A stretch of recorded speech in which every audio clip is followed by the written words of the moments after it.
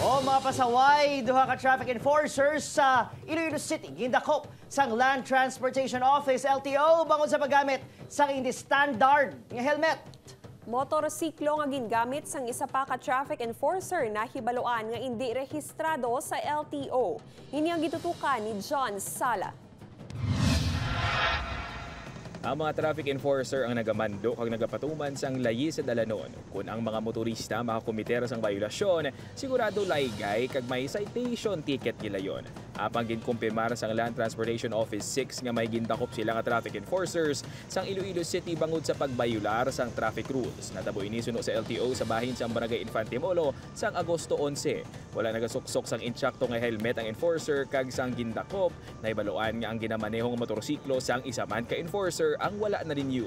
Yes sir, mayara kami nga na-apprehend nga enforcers ng city. Let us pass as an example. Siguraduhon nga kung ano ang ginapatuman ninyo is sundon man ninyo sa inyong nga kaugalingon para nga ma-avoid naton ang mga problems. Sino sa LTO ang enforcer nga nagagamit sang hindi standard nga helmet ang ginatagan sang citation ticket. Ginkumpiskar naman ang lisensya sang isa pa ka enforcer. Una na nagpahayag sang iya pagkadismaya sa Public Safety and Transportation Management Office ang syudad si Mayor Jerry Treñas sa ginapasuni kakulang sang aksyon sang traffic enforcer sa pagpatuman sang traffic rules sang syudad. Bagay nga kung pila ka mga traffic enforcers ang pamakuton na apektuhan man sa nangin pahayag sang alkalde. Sino kay Darren, masakit man ba't siyagon ang pagkasubo nga wake-up call man ini para sa ila.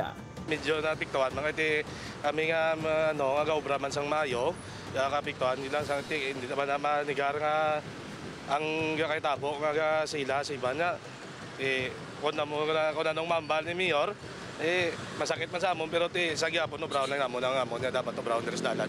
Si Ludi nga 23 katuig na nga traffic enforcer, aminado nga may mga salawayon gid man kuno sa ilahanay. Mayara sir galing kiti hindi man namon na sa mga pintuan kay di basi makahambal ta ba sala bala kagi kita man ang makuanan nila mabalikan. Kaya ginatanaw man lang na namon ti ginasaway man na namon kag ginahambalan sila sang ginahimo nila. Gani panawagan ni Ken sa mga kasubong sila nga traffic enforcer. Kalaway mo nang isa lang ta ka uniform. Kanong tagit mayon tagit tunog bra. Iwat nga gintinguan sang news team makuha ang bahay ni PSTMO head Jack Kunlo na tuhoy sa issue. Apang wala ini nagasabad sa mga tawag o kon mensahe sang news team. Upod kay Hans Discielto, John Sala. 1 Western Visayas.